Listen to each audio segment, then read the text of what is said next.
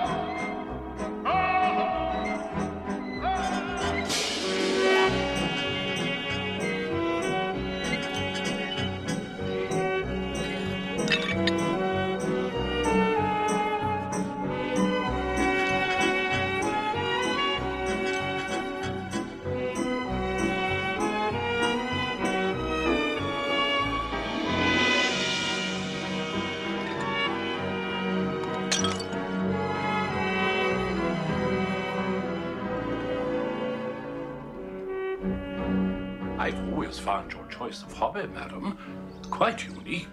Yes. What do you think, Sneller? Not really my department, madam. Venus design. Weber Brothers, 1918. Famed corsetiers to the gentry. And if you look carefully, you'll see it's got only 2 elastic panels in front instead of the usual 3. So it has, madam. It's Miss Post. Oh, poor thing. Go and let her in.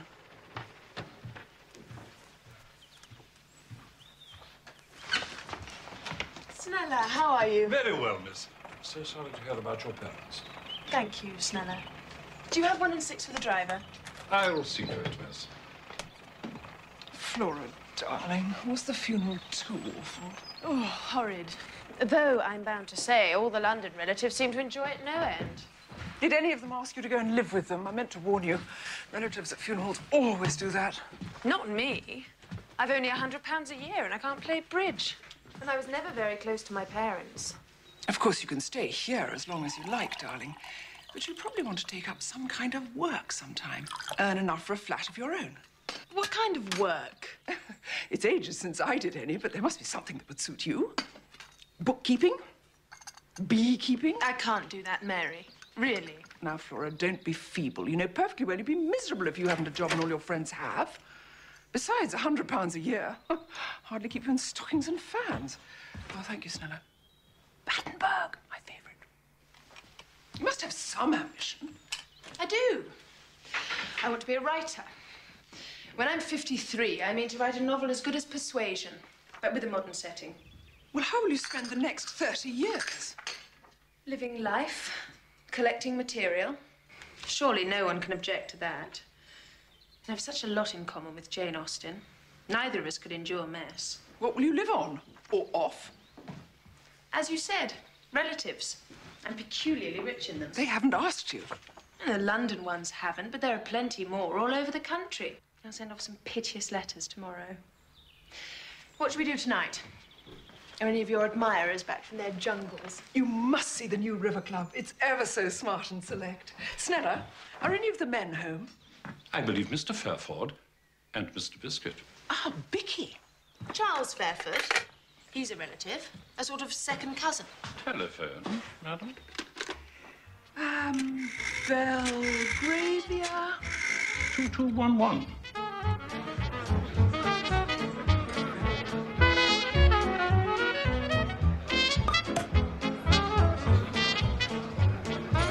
How is Kenya, Vicky? I've heard awful things about it.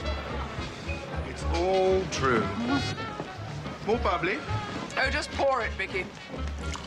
Mary says you want to live with relatives. Oh, you shouldn't have said Mary.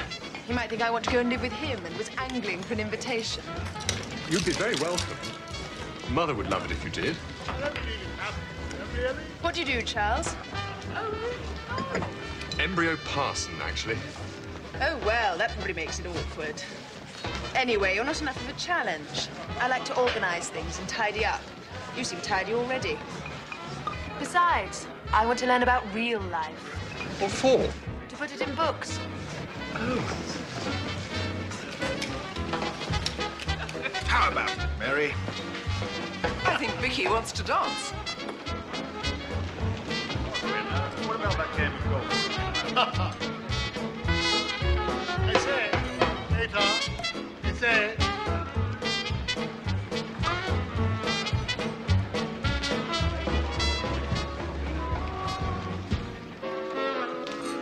You ever think of getting married? I believe in arranged marriages, don't you? Rather out of date. Not at all. I've always liked the phrase, a marriage has been arranged. When I feel like it, I'll arrange one. If you get bored, wherever you are, phone. I'll come and rescue you in my plane. Have you a plane, Charles? Felicia back called Speedcock 2. Are you sure an embryo parson should have a plane? Everyone should have a plane. Oh, really, Charles?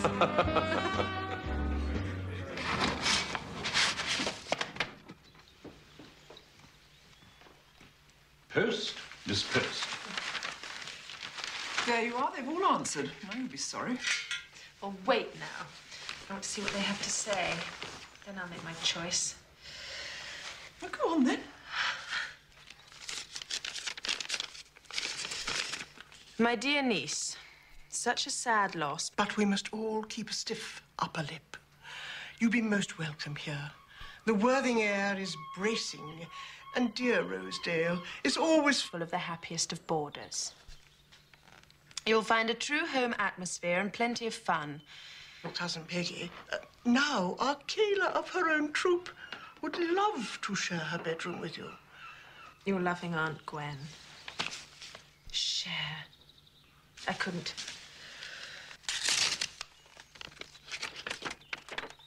I was shocked by your letter. So shocked my old trouble is back.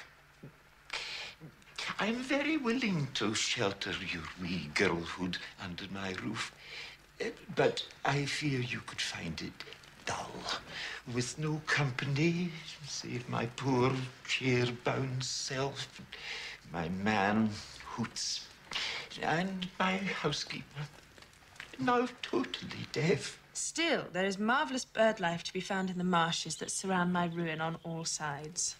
I must end now, as my old trouble is returning. Your loving Uncle McNag. No, Flora. No. I've expected to hear from Robert Postchild these 20 years. Child, my man once did your father a great wrong. If you'll come here, I'll do my best to atone, but never ask what for. My lips are sealed. We're not like other folk, maybe, but there have always been Starcadders at Cold Comfort Farm. Will you stop it? And we will do our best to welcome Robert Post's child. Child, child, if you come to this doomed house, what is there to save you? Your cousin, Judith Starkadder. Judith Starkadder? The daughter of my great-aunt, Ada Doom, whom Mother couldn't abide. Oh, it sounds appalling. Interesting and appalling. The others just sound appalling. Oh, Flora. I'm willing to bet there are also cousins called Seth and Reuben. Why? Highly sexed young men living on farms are always called Seth or Reuben. Oh, really? I mean, there probably isn't even a bathroom. It is Sussex, for goodness sake. Well, if you've really made up your mind to go, you'd better. You'll soon tire of it anyhow. I think I will go. I'm very keen to know what Cousin Judith means by my rights.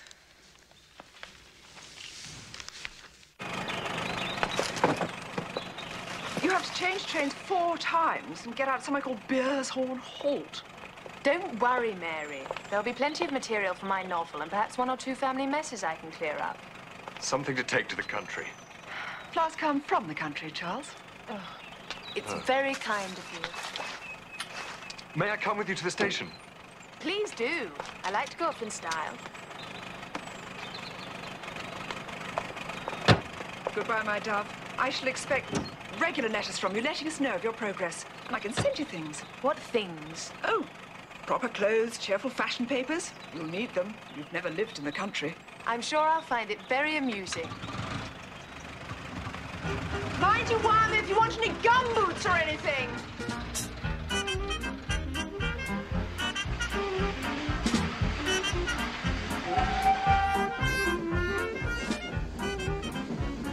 It was winter, the grimmest hour of the darkest day of the year.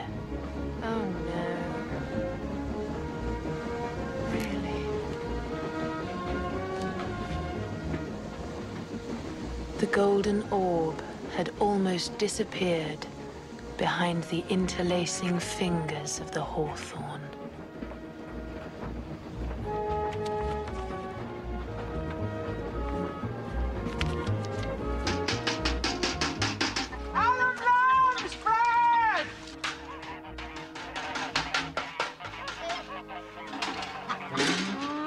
Steady, Graceless. Come on, Feckless, filling up. Adam?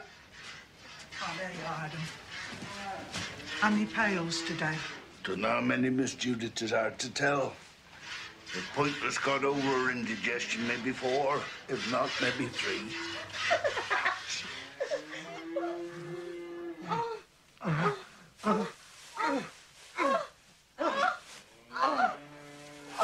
Get out of there, Seth, you no good son of mine. Good day, Mother. Do you want to break my heart? That's right. Libertine. Who's that up there? Just looking for eggs, Miss Judith. Get back to the vicarage, Violet. And another thing, Adam. You'll have to take the trap down to Beershaw and Alt, meet the train. Robert Postchild's coming today. After the farm, is she? Oh, my eye, Miss Judith. Can't Seth go instead of me? How can I look in a little flower face knowing what I knows? You remember what happened when he went to meet the new kitchen maid? No, you go, Adam. Don't know how many times I feared this day had come. How will I know the little matey? Who else is going to get off at Beershaw and Alt?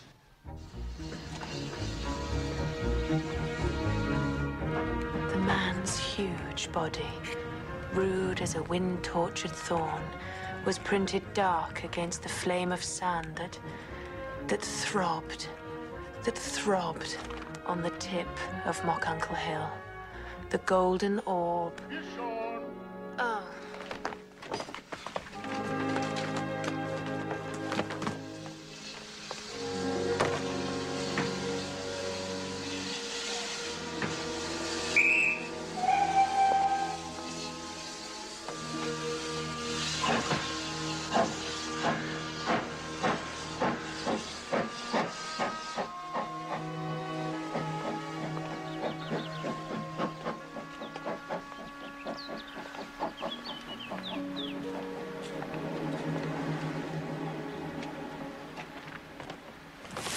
Oh, how revolting. Don't you know this trap's filthy? But,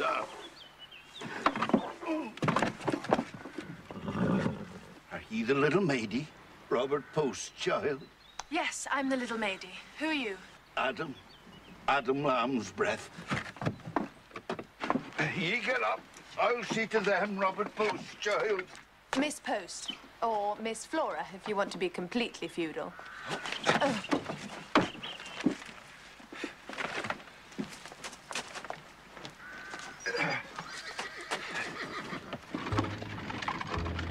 Where's this? Howling, Robert Postchild. Howling? Are we nearly there? Another few miles yet, Robert Postchild. Get on, Viper. What's the farm like? The seeds wither and the earth will not nourish them. The cows are barren, the sows are farren. All is turned to sourness and ruin. Oh, dear. Is there no money? Tain't money. There's a curse on the place, Robert Postchild. 'Tis the Starcatter's doom.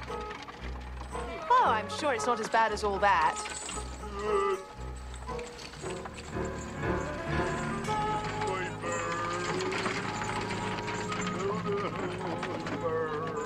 Well,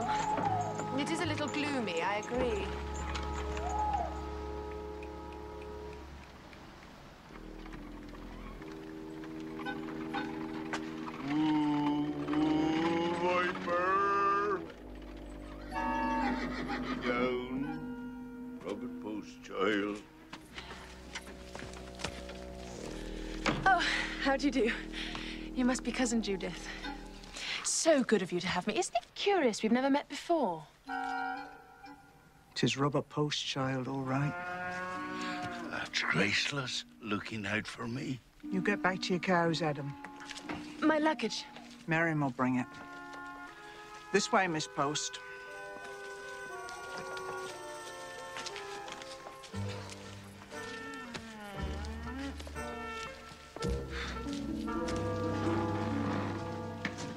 I think just for tonight I'll eat in my room, if I may. It's cold there. I expect a fire will soon warm it up. Well, my sons will be sorry. They wanted to see their little cousin.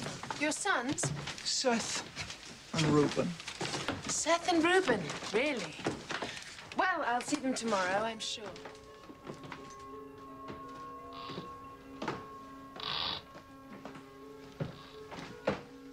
Someone has a hearty appetite. Follow me, Miss Post.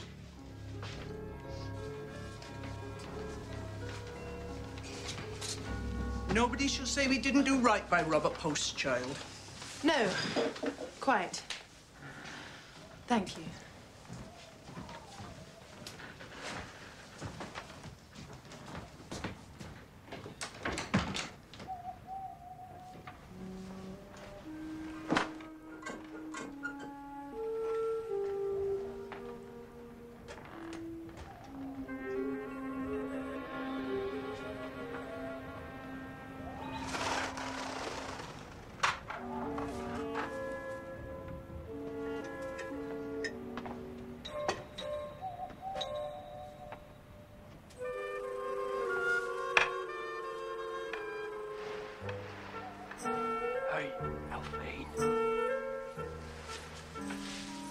My little water bowl. My little water bowl.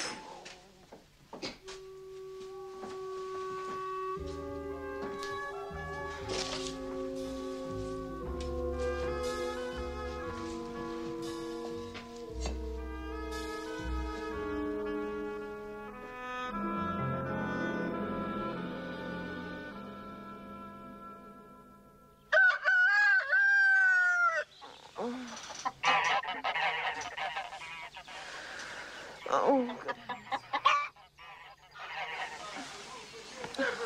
I do what I like. Who could defend the poor dumb beastie better than her life?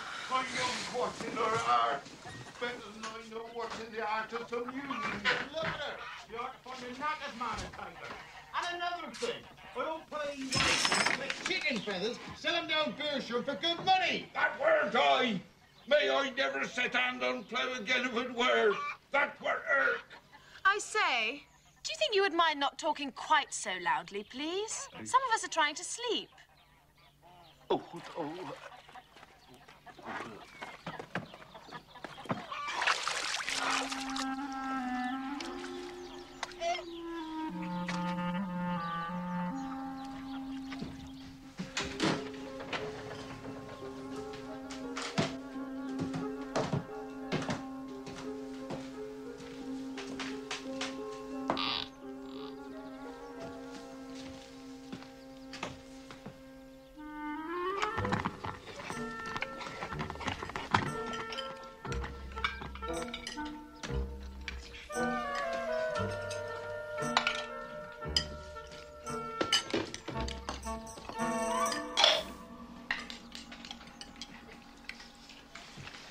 Wife, where's Alphine?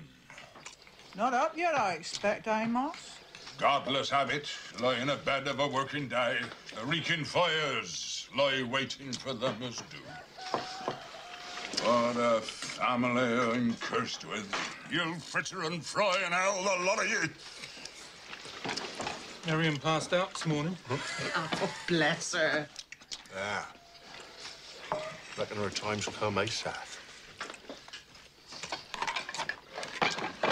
Robert Post, surely, isn't she? After your inheritance, eh, Reuben?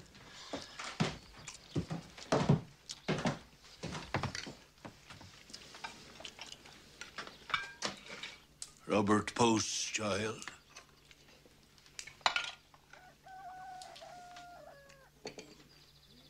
Well, some of us has farming to do.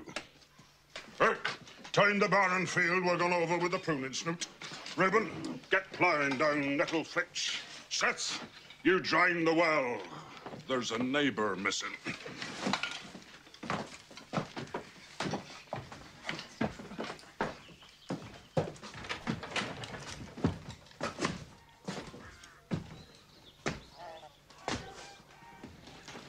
So you're the little lady from London. Your smart way, eh? I know your sort. Drain away a man's blood soon as you look at him, eh? Seth, after you've done the well, you get scrattling up at Ticklepenny Corner. Come on, Miss Post. Adam will get you breakfast.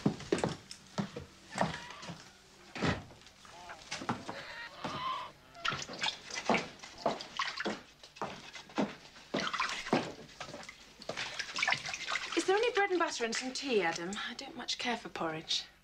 Bread and butter in the crocket, tea in the pot. Now leave me in peace. I'm in clear to the dishes, Robert Post's child. That's a twig. What you want is a nice little mop with a handle. It would get the dishes cleaner and be so much quicker, too.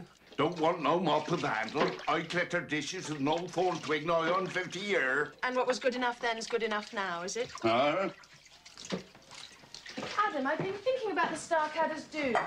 Why doesn't Cousin Amos just sell this and buy a farm that doesn't have a curse on it? In Berkshire or Devon, perhaps? Nay. There's always been Starcadders at Cold Comfort Farm. 'Tis impossible for any of us to dream of leaving. Mrs. Starcadder's set on a staying. 'Tis her life. The very life in her veins. Cousin Judith, you mean? She doesn't seem very happy here. No, I mean the old lady, old Mrs. Starcadder. Is she dead? No, miss, she's alive right enough. Her hand lies on us like iron, but she never leaves her room. Never sees no one but Miss Judith. Ain't left the farm these 20 years, that be her trade. Oh, there she is, my little Winnie. Gracious, who is that? That's my cowdling. That's Elfine Starcadder. Does she always charge about like that? She's as wild and shy as a Pharisee of the woods. Days she's gone wandering the downs with only the spying magpies and little rabbits for company. No thought for them as loved her and cowdled her in their bosom when she were a mommet. How trying. I'll take the tray, Adam. Oh, no, miss. I don't think she even know you're here. I understand what to do. Just leave it outside her door. No.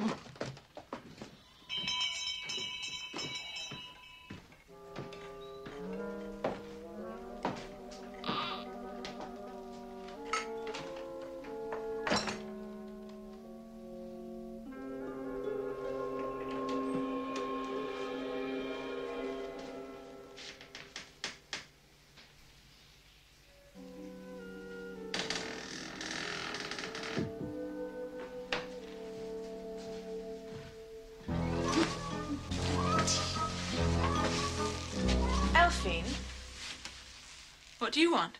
Cousin Judith's room. Be a lamb and show me the way. It's that way. Do forgive me saying so, but I'd love to see you in blue. Some shades of green are good, of course, but dull greens are very trying, I always think. Definitely blue. You try it and see. Oh, who's that? It's Irk. He's horrible. He's after me again. Go away!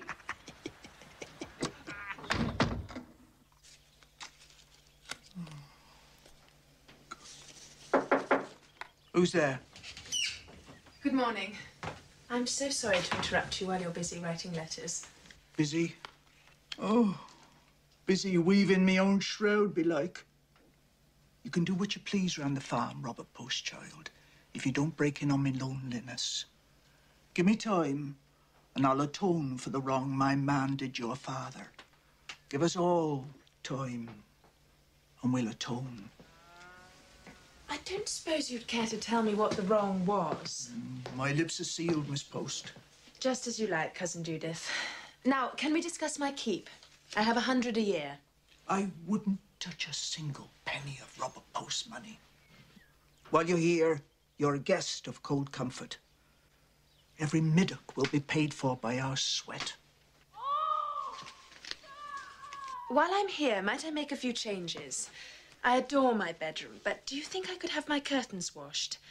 I believe they're red, but I should like to make sure. Child.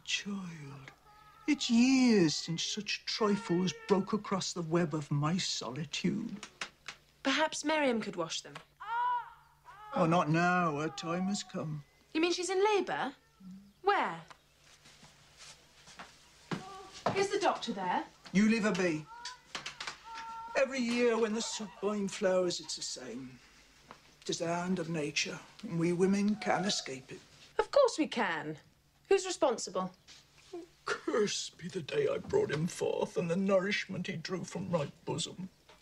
Cursed be the wooing tongue God gave him to bring disgrace upon weak females. Right. Well, if you'll excuse me, Cousin Judith, I have a few things to attend to.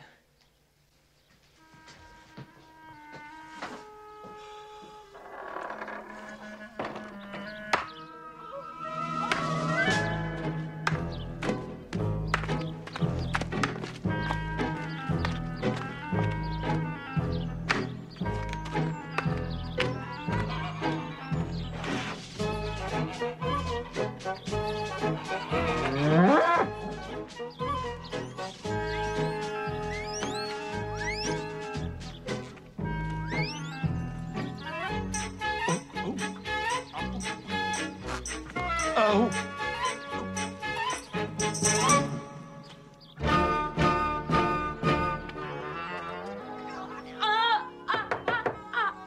Oh, who's there? Are you all right? It's Miss Post from the farm.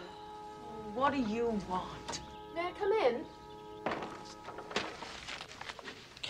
Come to mock me in my shame, Mum? I thought you were in labour. I heard you cry out. Had it last night. I was just moaning a bit. It's not so bad if you keep your spirits up and eat hearty beforehand. Is it your first? 'Tis my fourth. And who knows what'll happen again when the soup boils out in the edges. Now, look, Miriam. Nothing need happen so long as you use your intelligence and see it doesn't. Haven't you heard of family planning? No, Mum. You can prevent it. All you need's a little rubber bowler hat to stop it happening again. The doctor can show you. What do I look like in the rubber bowler hat? You wear it inside, Miriam. Oh, no, Mum. 'Tis flying against nature, that is. Nonsense. Nature's all very well in her place, but she mustn't be allowed to make things untidy. Now remember, Miriam, no more soup bind and summer evenings without a few preparations beforehand. And if you'll wash my bedroom curtains for me, I'll pay you, and that can go towards buying whatever it is your children have to eat. Morning, miss. Hello, Mother. She wants me to wash her bedroom curtains. Oh, she, the cat's mother? You speak proper to the young lady. Never thought I'd hear anyone wanting washing done at Cold Comfort. She'll wash them for you, miss. Oh, how is he? Doing fine. He always does. Well, you needn't sound as if you wish they wouldn't. Lord knows none of them was very welcome, poor little innocents. Still, now they're here, we might as well look after them right. Come another 4 years, I'll start making use of them. How? Oh, train 4 of them up for one of them jazz bands. They get £6 a night playing up west in the nightclubs. That's why we got to look after him, right? Yeah. He's going to be a trombone player. Look at his mouth. A telegram, madam. Oh, it must be from Flora. Oh, do read it, Snella. Worst fears realized. Seth and Reuben, too. Everything needs changing. Send magazines.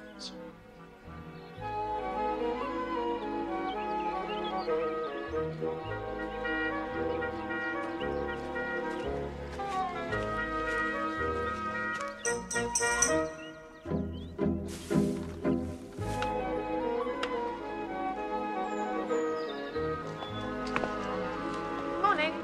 Morning. comes about now, eh?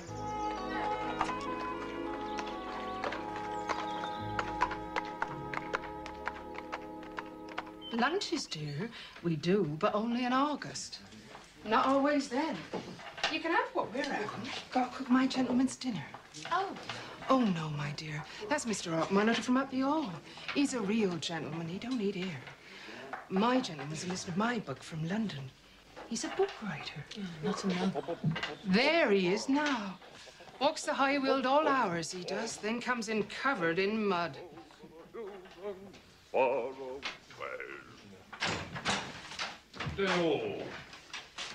Nice walk, Mr. Mybuck. I have freely wandered the ample suckling breasts of the welcoming hills.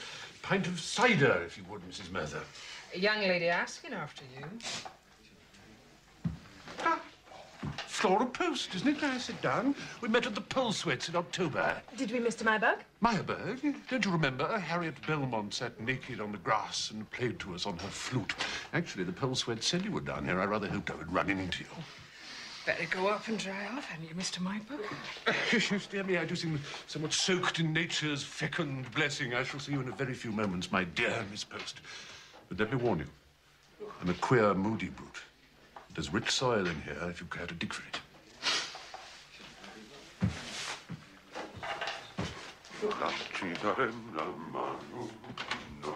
Mrs. Mather, I think I'll do without lunch today, after all. All right, dear.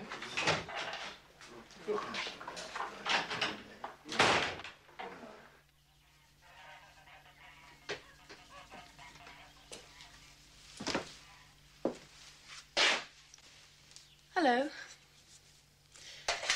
I thought I'd introduce the custom of afternoon tea. Do you take milk?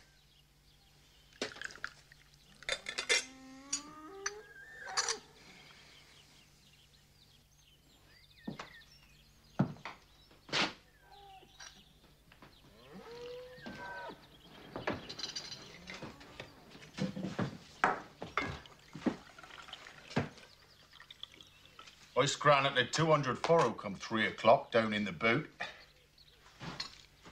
Did you? Ah, did too. All the way from Ticklepenny Corner to Nettle Flitch. Could you have done that? No, indeed, I certainly couldn't, Reuben. But then, you see, I shouldn't want to. Take the farm, pay hired men, I'd wager. Waste all the takings. No, I wouldn't. I wouldn't care if Ticklepenny Corner wasn't scranleted at all. I'd let you do it instead. Let? That's a fine word to use to a man that's nursed this farm like a sick marmot. Knows every inch of soil and patch of soup bind in the place. Let's get it straight, Reuben. I don't want the farm. I'm the last person in the world to be any good at scranleting. Really. Prefer to leave it to people who know all about it. Like you.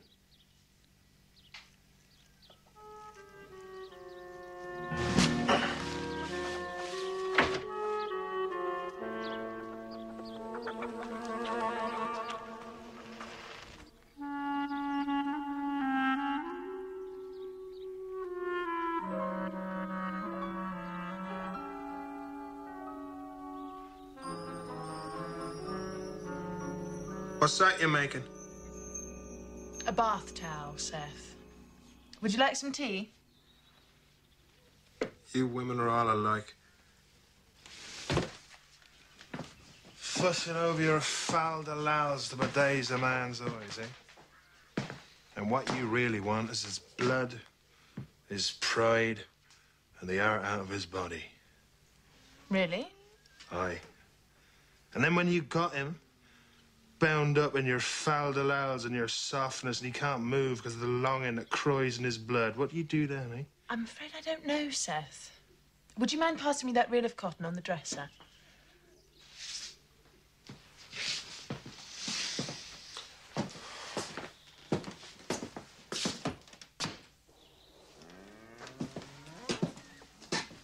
That's what you're after.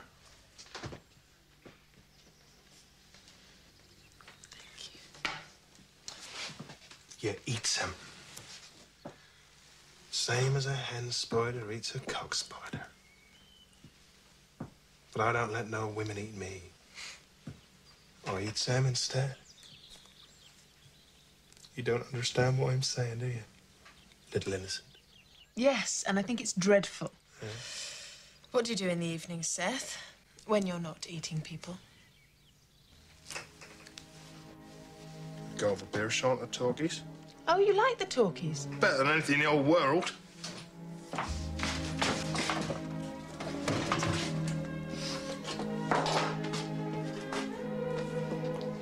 "74 photos of Lottie Fudsel. 40 of Jenny Carroll. 55 Laura Valley. All Simons. That's where I'm going now. Do you want to come? We're showing Street Sinners. I saw it in London, actually. Thank you, Seth. You'll enjoy it.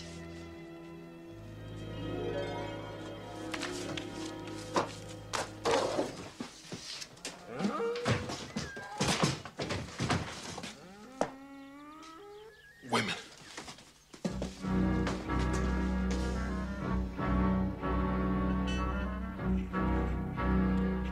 My dear Mary, you'll be glad to know my campaign for tidying up Cold Comfort Farm is going rather well. I've already begun to soften the dour Reuben, and I think I've discovered the real nature of Seth's grand passion. I've started teaching the hired girl the precautionary arts. Very good. All part of my mission to drag them into the modern world. And I'm also getting my bedroom curtains washed. But I still have to meet Aunt Ada Doom, and I have no idea what wrong was done to Papa. Please send this month's bill.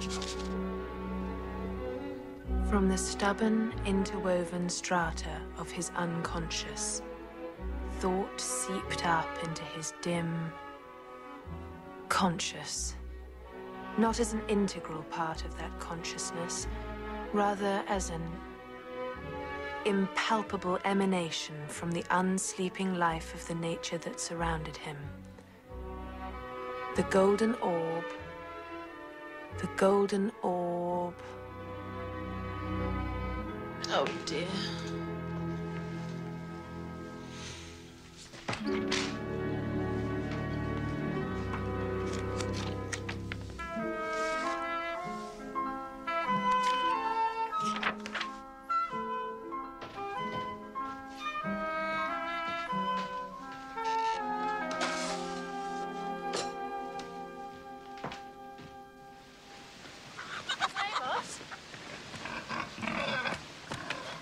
Where are you going?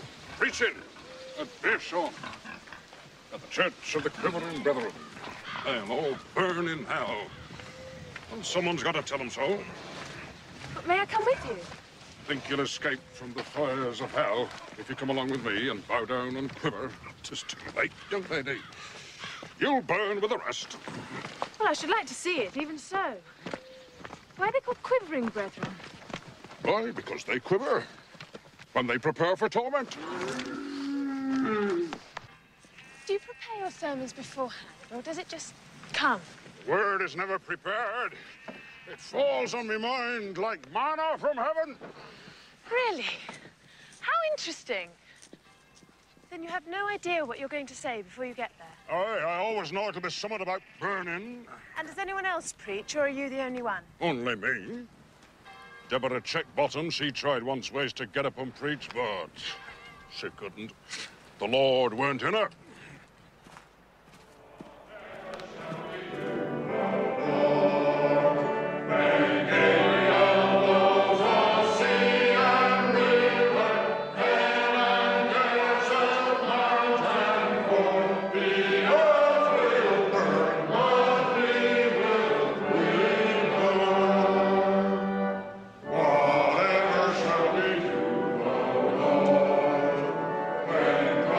To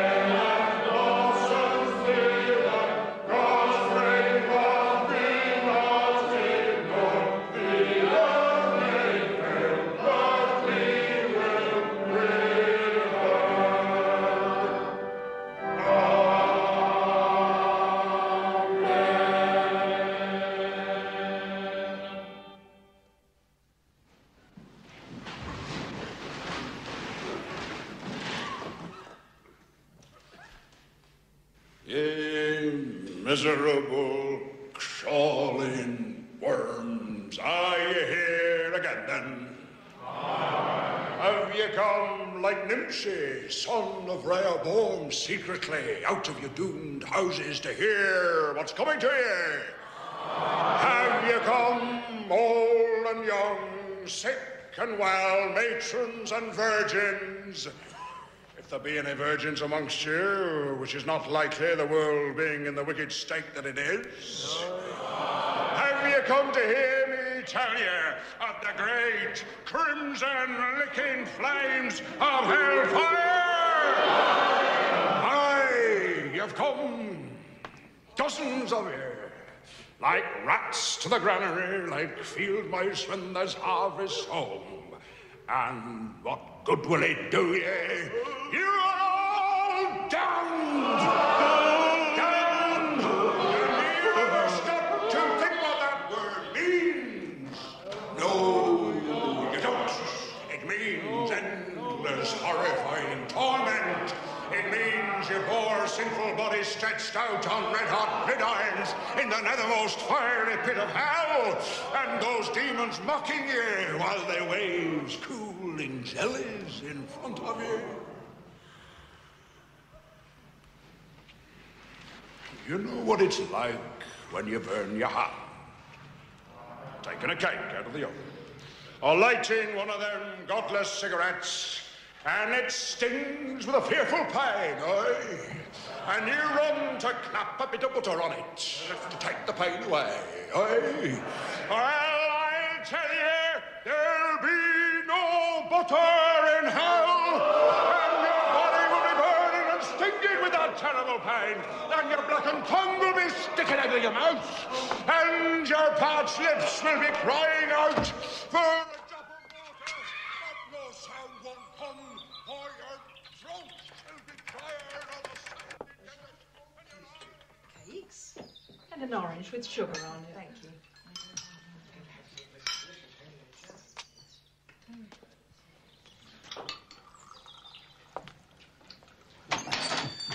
Ah, Miss Post. May I join you?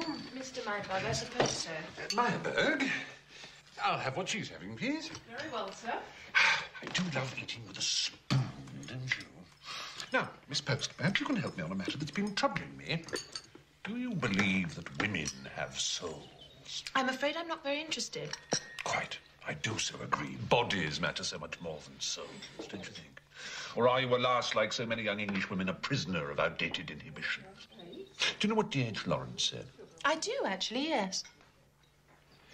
He said there must always be a dark, dumb, bitter belly tension between the living man and the living woman. Mr. Mybug, do tell me about the book you're writing. Ah. Excuse me, sir. Well, thank you. I intend to prove that Branwell Bronte wrote Wuthering Heights, and Jane Eyre, and Tenant of Wildvale Hall. A work of fiction, is it? Yes, well, it's enough about me. Tell me, Miss Post, do you care about walking? What about it? I thought we might take some nature walks together, go on discussing art and literature like this. But I better warn you, I'm pretty susceptible. Well, then, perhaps we should postpone the walks until the weather's a bit finer. It would be too bad if your book was held up because you'd caught a cold. I'm talking about sex, Miss Post. Yes, you see, I believe in utter frankness about sexual things. Ye fornicators! Fornicators! I assure you, Miss Post and I are just old friends. We met in London. Oh, aye, the devil's city, the stinking pit of whoredom. Come on, young lady. It's back to cold comfort for you.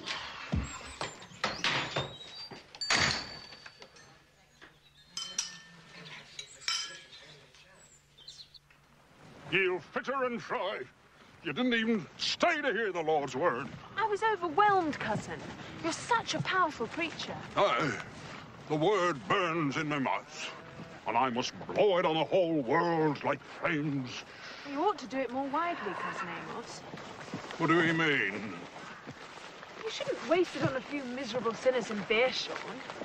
You could go round the country in a Ford van, preaching on market days. 'Twould be exalting myself and puffing myself up if I went around in one of they vans, thinking of my glory instead of the Lord's. You could save thousands of souls. That's how I'd look at it, if I were going around the country in a Ford van. What kind of Ford van?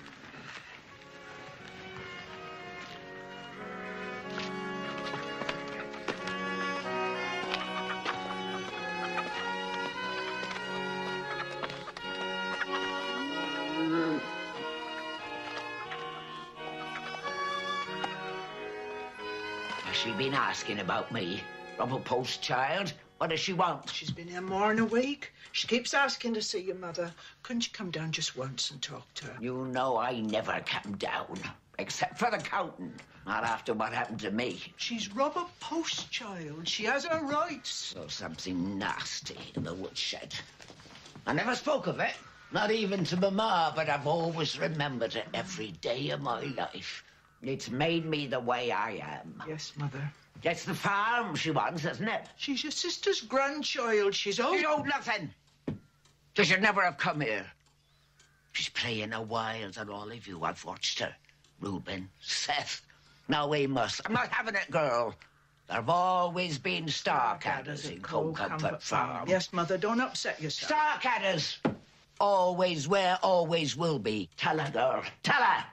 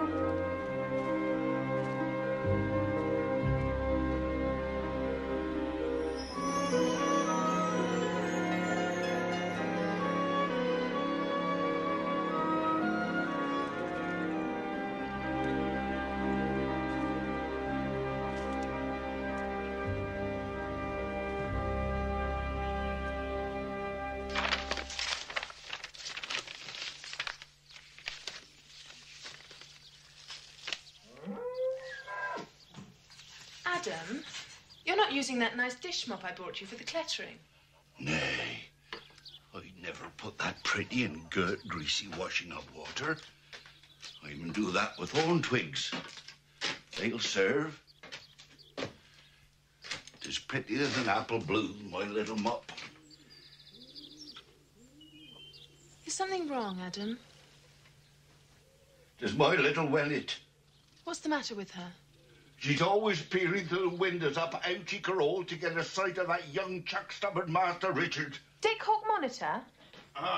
Blast him for a set-up yearling of a womanizer. Oh, I hear he's nice enough. You knows the ways of gentry. Him the young squire, and her just a little wennet out of nature. Indeed, I do know the ways of gentry. I'm sure he means no harm. Problem is, Elfine's not quite the sort gentry marry. 'Tis what I mean. Leave it to me, Adam. I'll talk to her.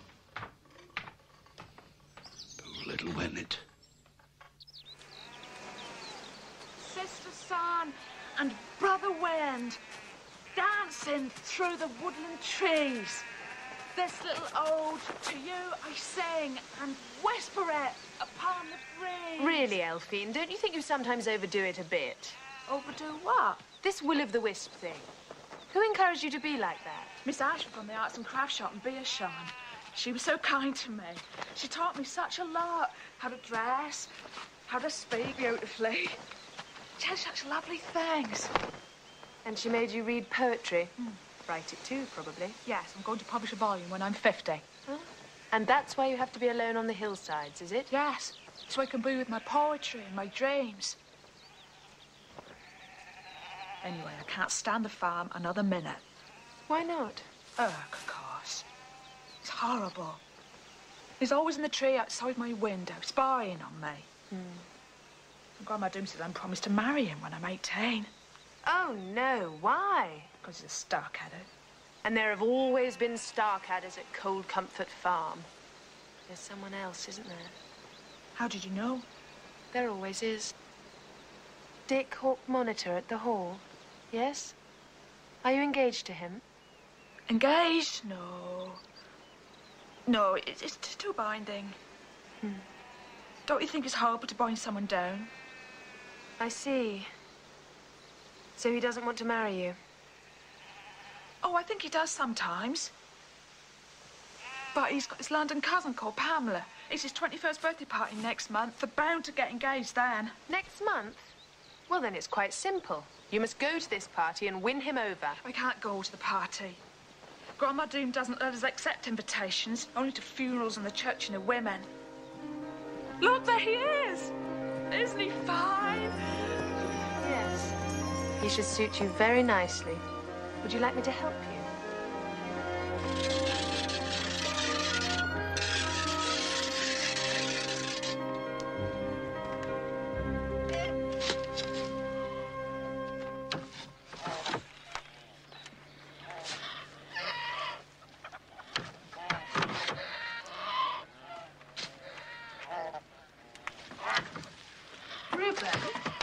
Miss Post. Going to church again with the old devil? No. I was advising Cousin Amos to address his sermons to a wider audience. Wants to fright the birds off the trees, does he? Think about it, Reuben. If you were away preaching, someone else would need to take charge of the farm. Find someone have to one day, when the old devil dies. But he talks of leaving it to Adam. Now, wouldn't it be better if whoever took charge got a real grip on things, so when Cousin Amos came back, he could see it ought to be left to that person? Oh, I get it. Meaning you. No, Reuben, I've told you before, I don't want the farm. Meaning who, then? Meaning you, Reuben. Who, me? Aye, thee. Ah, 'tis impossible. Aunt Ada will never let him go. Anyone talks of leaving, she has an attack. She's ill. How does it show? Oh, has to know everything as goes on. Has to see the milk book, chicken book, cow book. We keeps back the book, she has an attack. We ask for pocket money, she has an attack. Anyone wants to wed, she has an attack. Anyone want to leave Cold Comfort?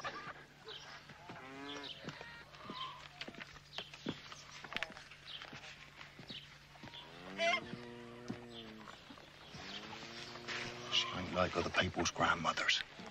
She's mad, and that's all. I see. Well, just because Aunt Ada is mad, there's no reason why you shouldn't persuade Amos to go on his preaching tour.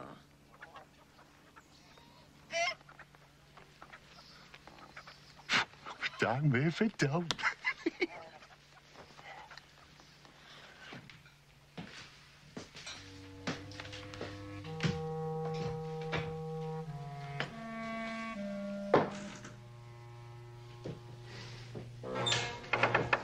Aunt Ada, isn't it time we talked?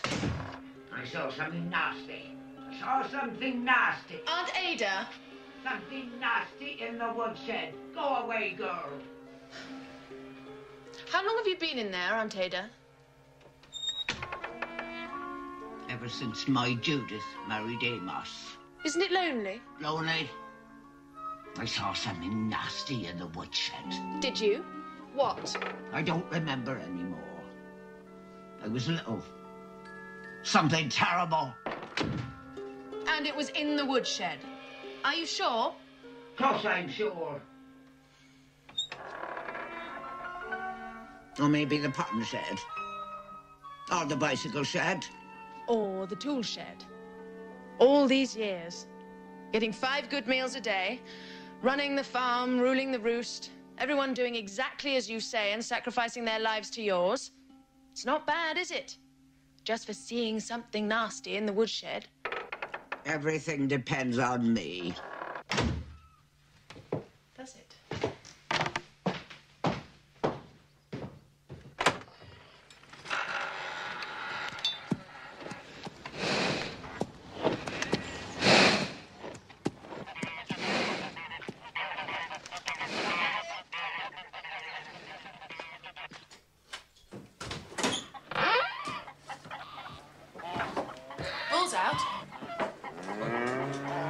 business. Is that bad? Sir, will someone get her? Don't get awful. Adam, come on from the set. Stand, sir, come on. Something to do with you, isn't it? Why me, yeah? I know you're trying to take Elfine away from me. She's mine. She would promise me the day she was born. You read what I say. When the water voles mate this summer, she'd be mine. Better hurry, Urk. The bull's out. Come on,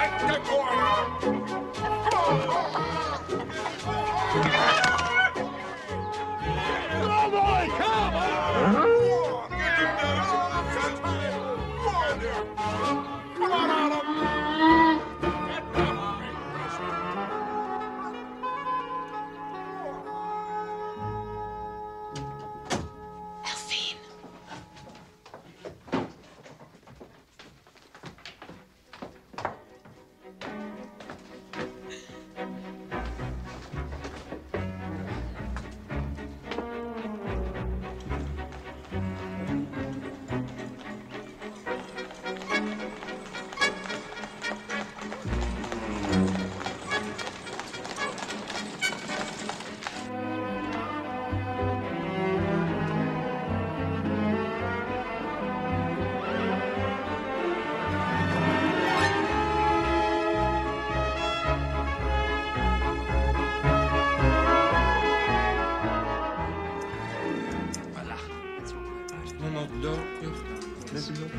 Le view est un œuf.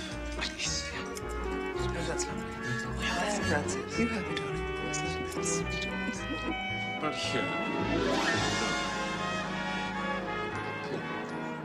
Rounding, I think. Yes, I think a small train, and then somewhere here we'll be needing a bit of uplift, I think. And here we have a prime example of École de Paris painting. And he was also very keen on the whole calligraphic effect of his painting, the very linear quality of it. Always in his work you find. Flora, what do you think? No, please, look at this. Higher common sense. Very good. Very clever. Well done. Especially the introduction. It's the most...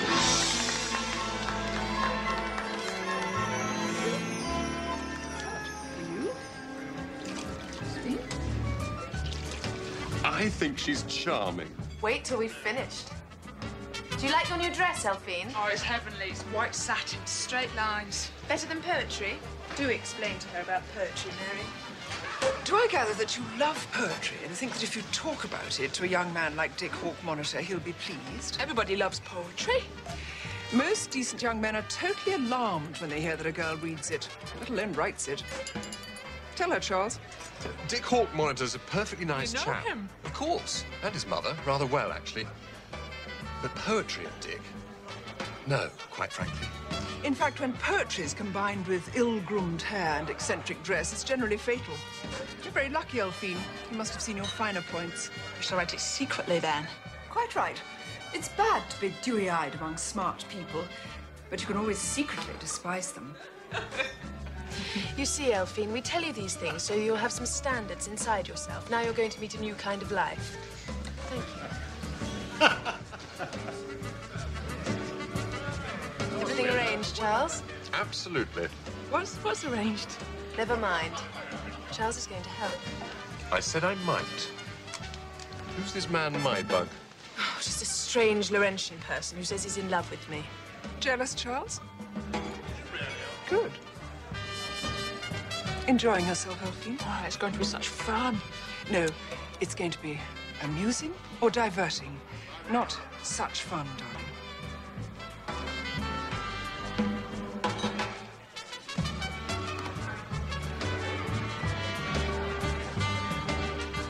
Hi there, Flora Post. Mr. Neck, hello. Back on one of your London trips? Yeah, I flew into the Savoy this morning. This is Earl P. Neck, the Hollywood movie czar. We met at the Paris Film Club. My friend Mary Smiling. Mary. Elfine. Elfine. Charles. Charles. Won't you join us? Thank you, thank you. Tell me, Mr. Neck, what exactly does a czar do? What do I do? Imagine the night sky. What do you see? Clouds? You see stars. And what you see up there, I spot down here. I take ordinary people and I turn them into asteroids. Flora does the same. This is her latest. Oh, she's wonderful. And so are you, Miss Post. You care to rumble?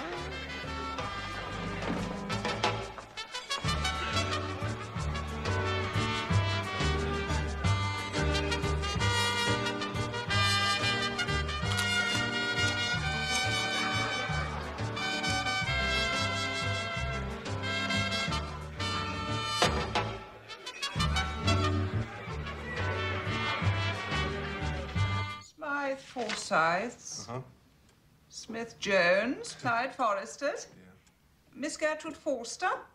Oh, those unfortunate Field Morrisons.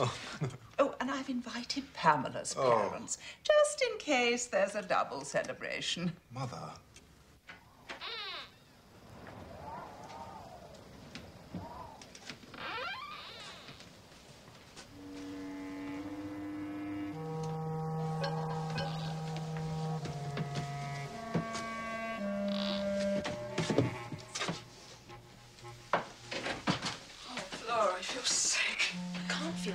Everything's arranged.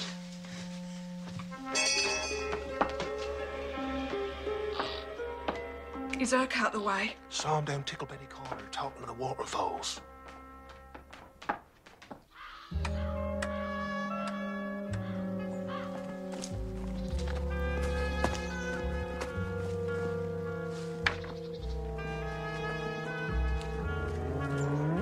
I say, this is all awfully gothic, isn't it? You do look extremely nice, Flora. The dress is charming. And as for your protege, she's quite beautiful. Don't chatter, Charles. Just drive quietly off.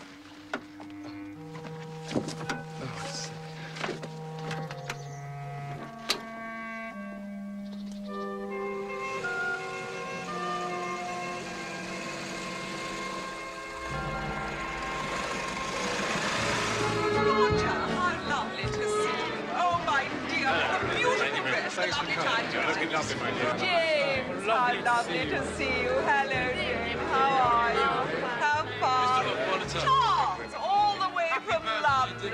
You didn't travel up with Pamela by any chance? Afraid not, Mrs. Hawke-Monitor. May I introduce Flora Post? She's staying locally, actually. Oh, what a shame, Miss Post. We haven't seen anything of you. Where are you staying? I'm just staying a few miles up the road with relatives. This is my first evening out. Oh. Thanks very much. Well, have a lovely evening. All right, thanks. Good evening. Who's that?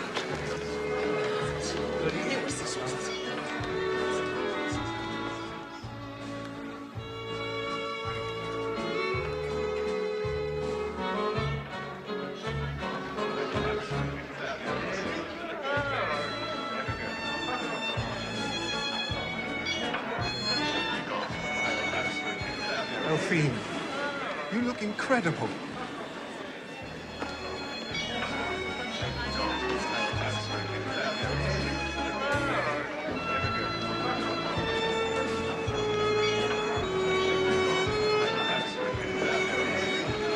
Is it working? I should say so.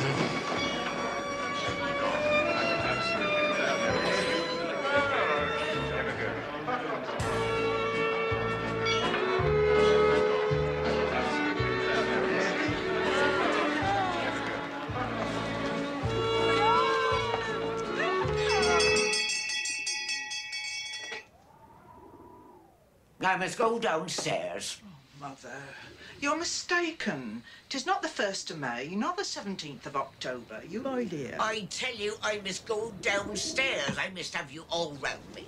But of all the star-cutters round me, to see if anyone's missing. Nobody's missing, Mother. Get me my Liberty bodice, girl.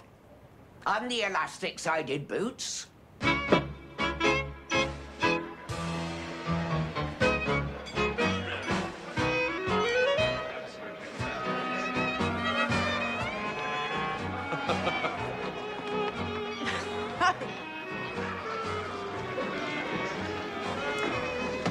Feeling neglected, sir? No, I aren't. London girls. Em told me I was absolutely body thrilling. So you are, sir? They're all the same. Only want your blood, your breath, very out of your thoughts. I ain't got no time for that. What have you got time for, sir? Movies. To dance just like this, criminal lusts. Shall we try it then?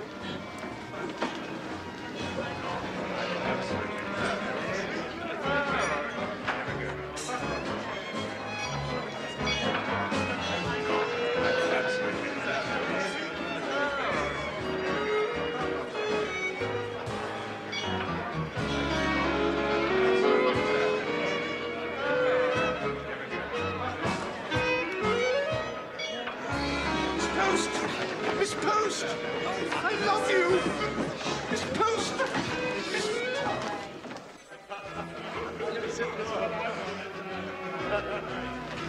You do enjoy yourself, don't you? I try to bring people round to the higher common sense. Oh, I shouldn't let you do that to me. Think of all the good I do. Elphine's the belle of the ball. Dick has the girl he wants.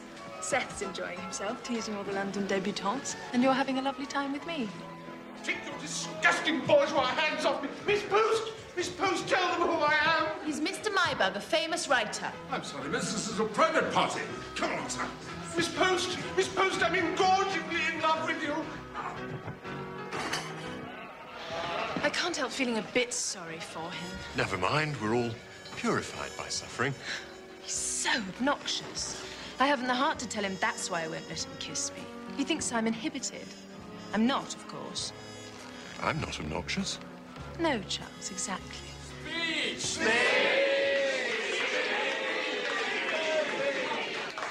Ladies and gentlemen, friends, Lord Lieutenant,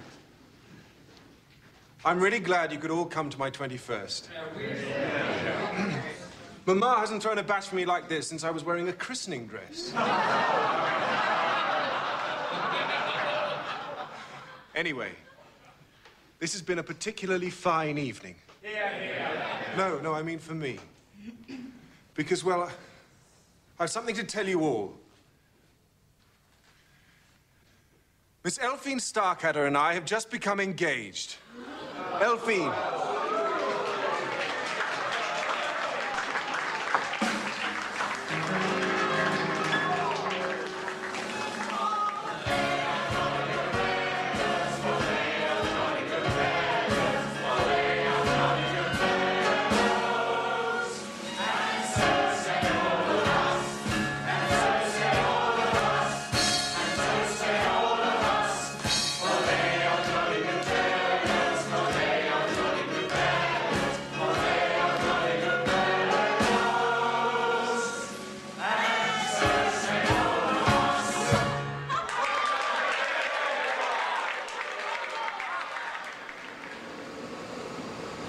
Wonderful, Flora.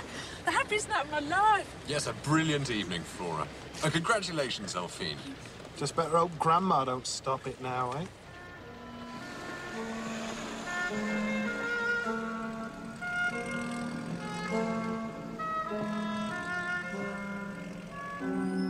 I thought you told me they'd all be in bed. It's Grandma. She's come downstairs. I reckon she's holding the counting. What counting? We have rum lot of Starkadders. Some of us goes barmy, some of us dies in childhood, some of us pushes others down wells. So once a year, Grandma holds a little gathering. It's called accounting. She must be doing it early for some reason. Charles, thank you. Come back to London with me. No, Charles. It's not finished yet. I say, Flora, when am I going to get a look in?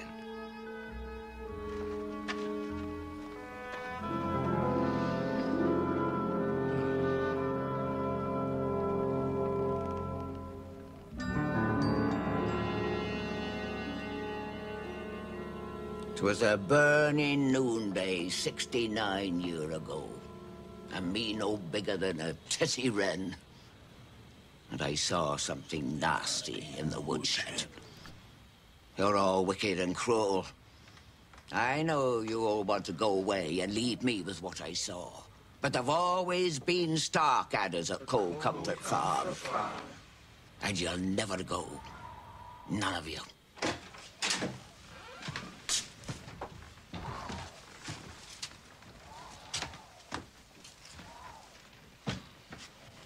Well, well. The gang's all here, isn't it? I don't suppose there are any sandwiches. Who's that there, then? It's Robert Post, child. Come and meet your Aunt Ada Doom. How do you do, Aunt Ada? Look who's come to see your mother. It's Flora Post. I saw something nasty in the woodshed. There have always been star-cadders at Cold Comfort Farm. You'll stay here, all of you. Amos and Judith, Seth and Reuben, Irk and Elphine. And Rennet. Who's Rennet? The one who looks as if she just jumped in the well. She's a kind of third cousin, we think. It's time to hold the counting.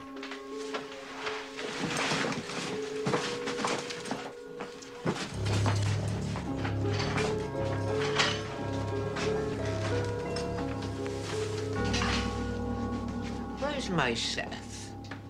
Here I be. I'll never leave you, Grandma. Oh, you, my mummet, my pippet. The Lord sees your lascivious glances. But how grand he is tonight. And Elphine, dressed up like a proper little lady. But what's all this? What you been doing, boy? Tell your granny. He's been to a dance at the Hawk Monitors. So have I. So's Elphine. And what's more, Aunt Ada, Elphine and Richard Hawk Monitor are engaged to be married a month from now. No! Hey! What a fall! She ain't worth it! She ain't worth nothing! Elphine was promised work when she was born. Amos, you're the man here. Tell them what their duty is. I've got something to say, Mother. I've been wrestling and praying and brooding over it, and I know the Lord's truth at last. I mun go abroad in one of they Ford vans, preaching all over the countryside. Aye, like the apostles of old. I've heard my call, and I mun follow it. No, you don't! No one can leave me! I shall go mad and die alone in the woodshed with nasty things pressing on me! You strike and torment me all you want. I hear the glad voices of the angels calling me over the ploughed fields, and the little seedlings is clapping their hands in prayer. 'Tis goodbye to you all. I've broken your chains at last, Mother, with the help of the angels and the Lord's word. Where's my hat? No! Amos! What shall become of us? The Lord will provide. Or not, according to his whim. I'll send you a card from where I'm going. I shall go mad, Amos. I promise you. I'm sorry, Mother. The Lord's will.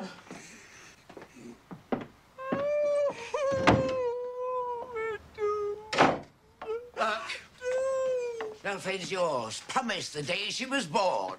You take her back, boy. She just ain't worth it.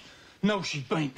Have me instead. Don't you have him, Ducky, unless she feels like it. I can always make him wash a bit, if I feels like it. Come on, my beauty. Dirt as you are. Wait! There you go, too. I shall go mad, I tell you. Expect there'll be another little beetle soon now the soup line's flowering. You must gone. Not gone. I'm all alone. All alone in the woodshed. And who took them away? It was you, wasn't it? You chit! You scheming brat, it was you, Robert Post's child. You poured poison into their ears. Come on, sit down. Come on.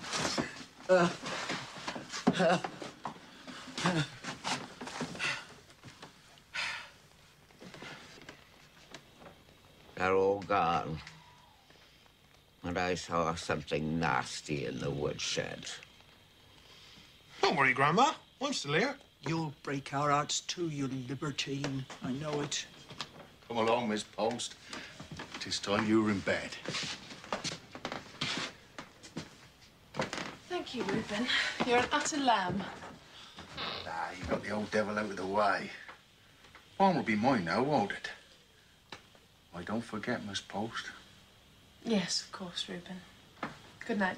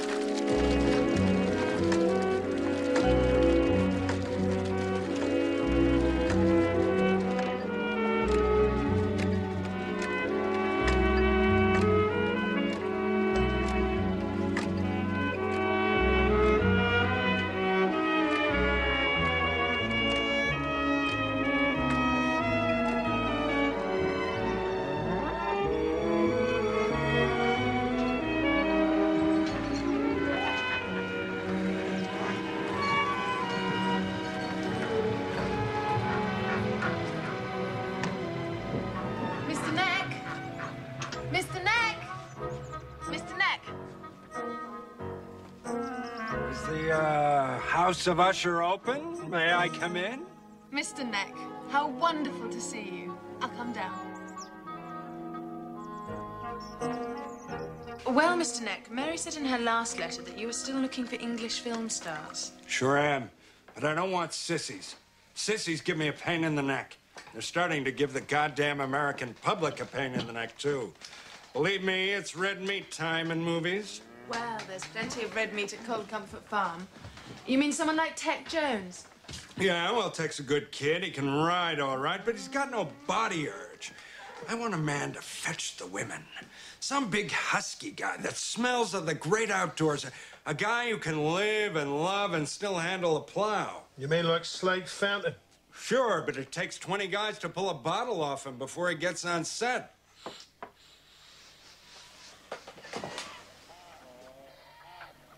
That's it. Hold it there. Who are you, son? Oh, Seth, there you are. This is my cousin, Seth Starkadder. He's very interested in the talkies. Mr. Neck is a film producer. Seth Starkadder. Hit him right with it, eh? So you're a fan, sweetheart. You and me should get acquainted, huh? Maybe you'd thought of being in the movies yourself. What if I had? He's got the flesh. He's got the burr in his voice. And he can plough and Moloch. I got the what? You just got the big offer, son. How would you like to be in the movies, Seth Starkadder? I'd like it more than anything else in the world. Well, ain't that dandy? He wants to be a movie star, and I want to make him one. No! You can't leave your mother. You mustn't go. Oh, I knew it. I knew it would come to this. Gotta go, Mother. It's what I were always made for. God, he's terrific. Gee, man, I know it's raw. I know it's tough, but that's life, sweetheart. Go on, get your coat, boy. Time to be off. We take the transatlantic clipper in the morning. You can't do this to me. You can't leave your mother. There's a spring onion harvest. This man's work. Oh, Seth, no. I'm a dead woman. I take her, too, but she's gloomy. Look, Mama, he'll be fine. I got the perfect part. Seth Starkadder in Small Town Cowboy. He'll send you $5 grand from the movie, and he'll be Mama to a star.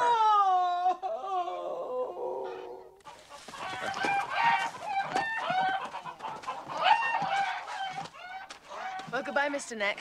I'm sure we'll meet again in London. I look forward to it. And thanks for the boy. He's quite a find. Mother, come on down. Mother, he's taking my Seth. Oh, Seth. Oh, mercy, it's great Aunt Ada. I think you'd better hurry up and go. Leave me. No, I forbid it. I saw something nasty in the woodshed. Sure you did, but did it see you, baby? Come on, Seth. Hollywood's waiting.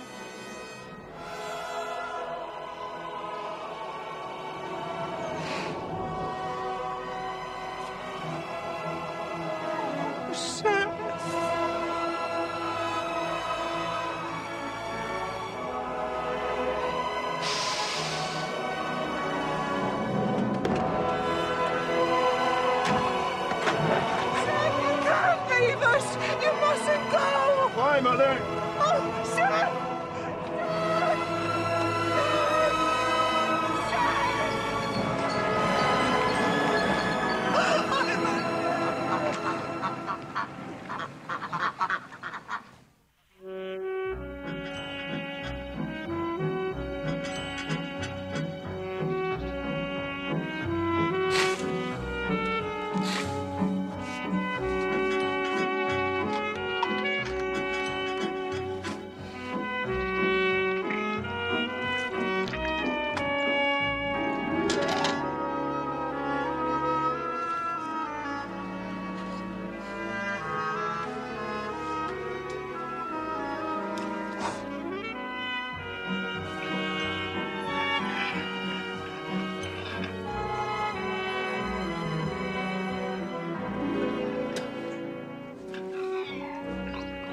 Drive a plough, her milk a cow.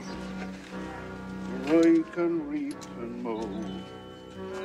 I'm as fresh as the daisy that grows in the field. And they calls I Buttercup Joe.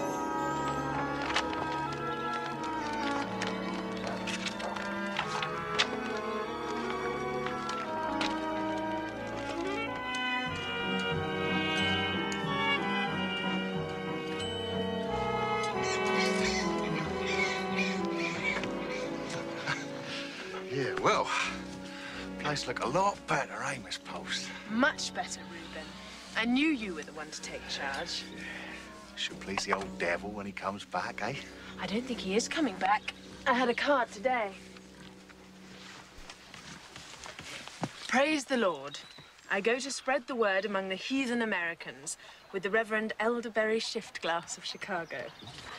Tell Reuben he can have the old place. They must start her.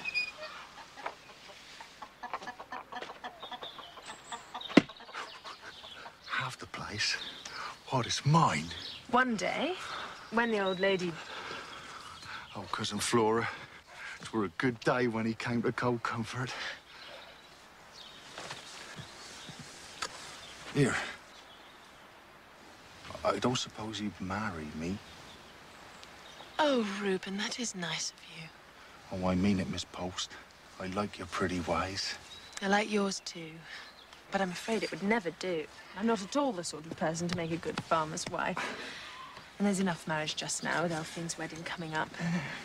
She all right up at the Hall? She loves it, and they love her.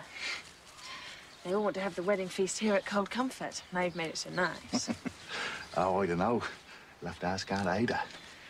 Yes, I suppose I will. But you wouldn't mind. Oh, no, not at all, no. That were a no, by the way, were it? Yes, it were no. You'll find someone. What about Rennet? No one in their right mind have married Rennet. But I'll find someone.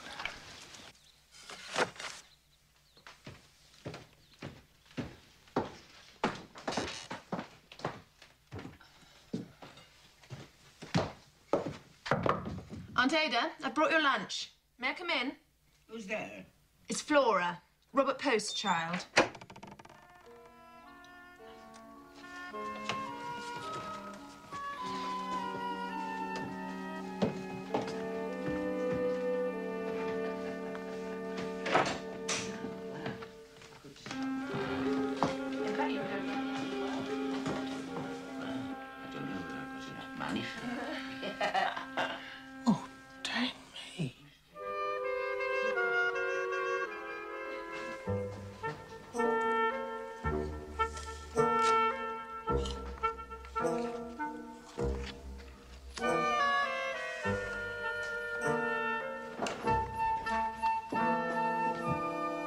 What's going on? No supper? I didn't like to make supper, Master Reuben. Miss Post went up to see the old lady at noon and she hadn't come back down again. They been talking all day. I ought to take up some sandwiches and Oh, coke. no, Miss Beadle. Better let him be. Miss Post knows what she's doing. Something terrible will come of it. What's happened? She all right, the old lady? She's absolutely fine. I've just put her to bed. What?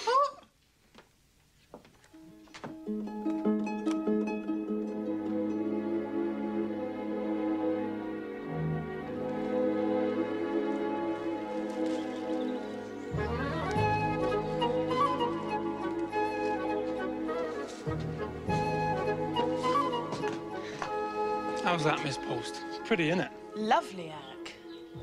Now, could you fetch the men? I want to set up the tables for the feast. One for the farmers, one for the county.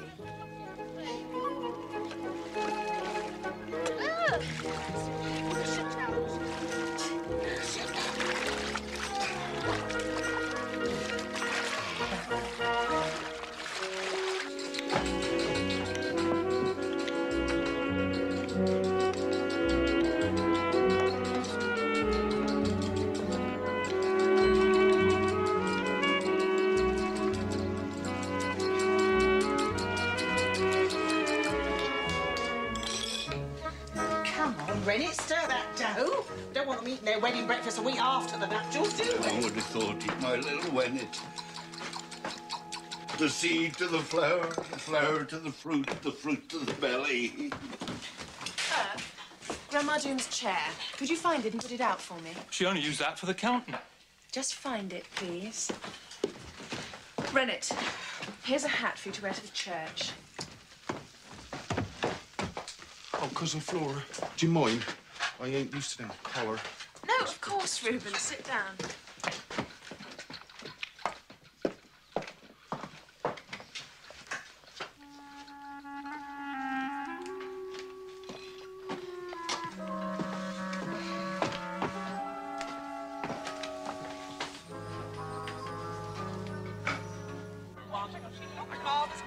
Rest in peace, husband mine. Your loving wife won't be far beyond.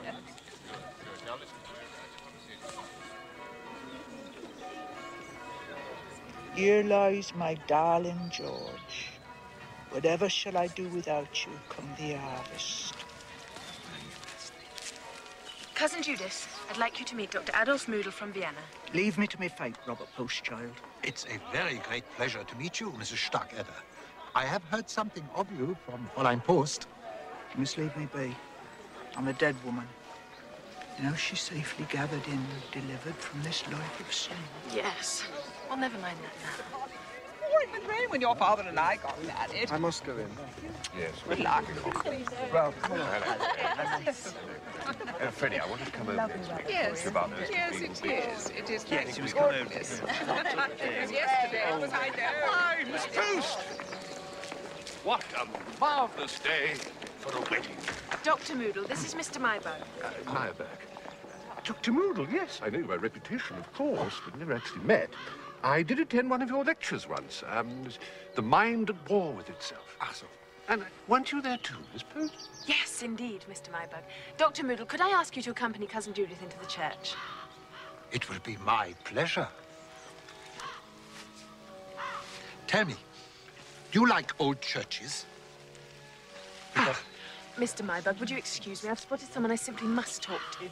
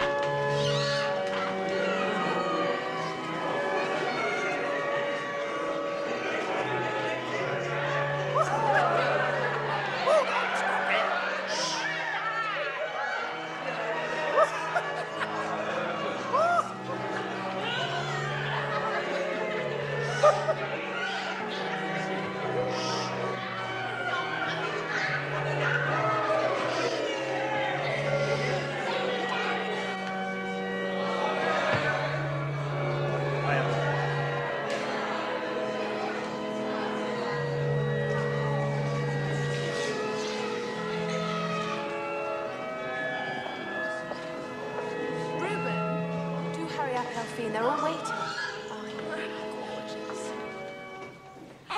Flora, do I look nice? Don't be nervous. Excuse me, dear. Reuben might be dressed.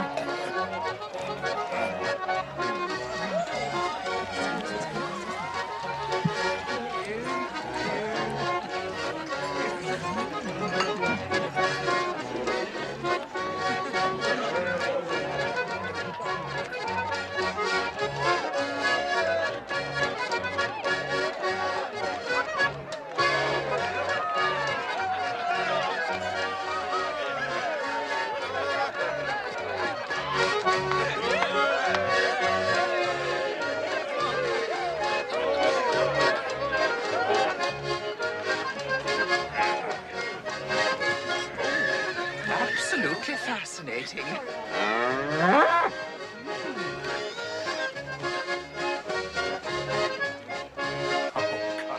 I don't usually. I must say you're looking splendid, Mrs. Beatrice. Oh, Vicar, thank you. Tell me, my dear, you can settle a question that's been puzzling me.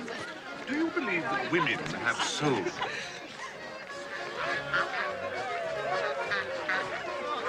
A wedding present for you, matey. A gift from my own wild marsh ticket. Oh, Madam, how sweet of you.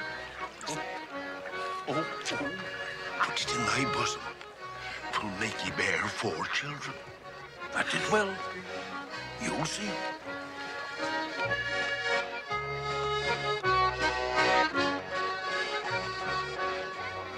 I must thank you, Miss Post. Dr. Moodle has asked me to go and stay with him at his nursing home in London. He says I can stay with him for 6 months and talk to him, play some chess if I like. It's my energy, you see, turns in instead of out. He's going to turn it out for me.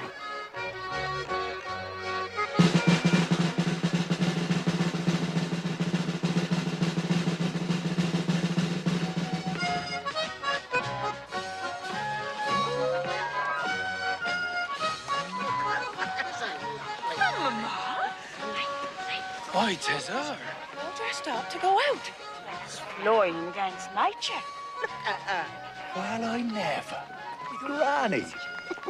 She must have seen something nasty in the woodshed.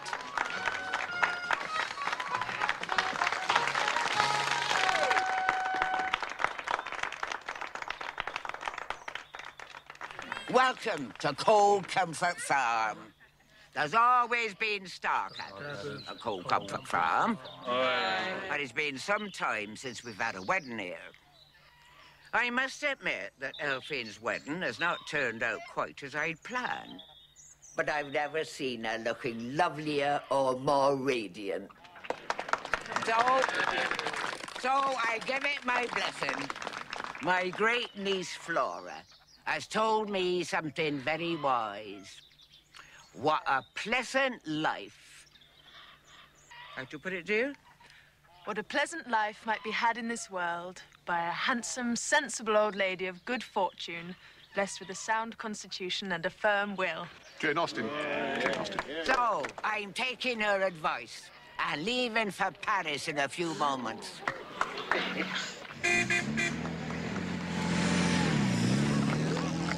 Oh, goodbye, dear. God bless you, Mum. Thank you very much. Thank you. Thank Now, remember, when you get to Nice, ask for the Hotel Miramar. I will, my dear. I shall do exactly as you advise. You won't find me plucking my eyebrows, nor dieting, nor doting on a boy 25. There is just one thing, Aunt Ada, before you go. What was the wrong Amos did my father? And what are my rights? Aunt Ada? Well, yes, my dear. Adam wants to come to Hookage Hall with us and look after our cows. Do you mind? Who will care for factors aimless, graceless, and pointless? Adam, you wouldn't desert them. Never, ma'am. Take 'em with me. There's room for all at Ouchie. Well, you may take 'em if you want to, Adam. Bless ye, Miss Starcatter. You'm a good 'un after all. And bless ye, Robert Post, child. You'm lifted the doom from cold comfort. 3 cheers for Aunt Ada! Hip, hip! Hip, hip!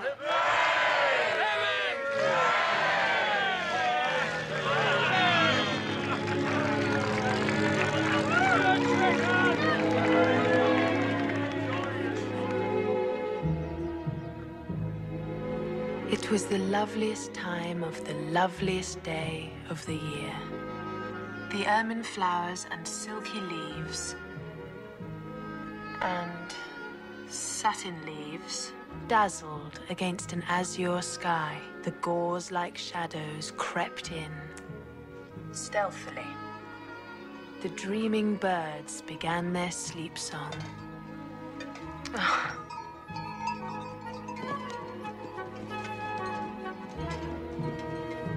Golden orb.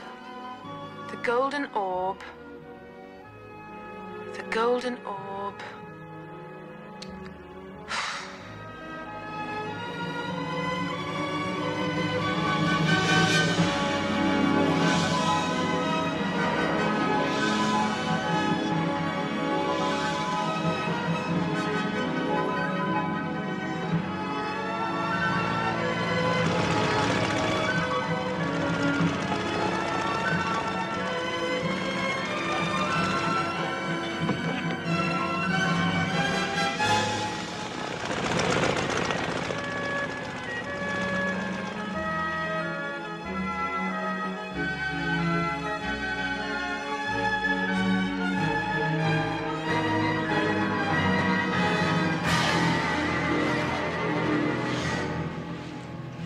Charles, you do have heavenly teeth. Come on.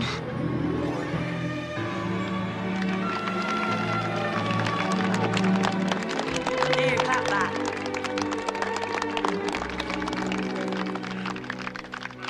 This is forever, isn't it? Oh, yes. Forever. Now, is it all over, my darling? Yes, Charles. I did it all. Very clever. What about the novel? To be perfectly honest, I don't really think I'm cut out to be a novelist. You know, I never did approve of you interfering in other people's lives. So I shan't be allowed to interfere in yours? No. Of course you can share it, Flora. In fact, I very much hope you will. Charles, I love you! What? I love you!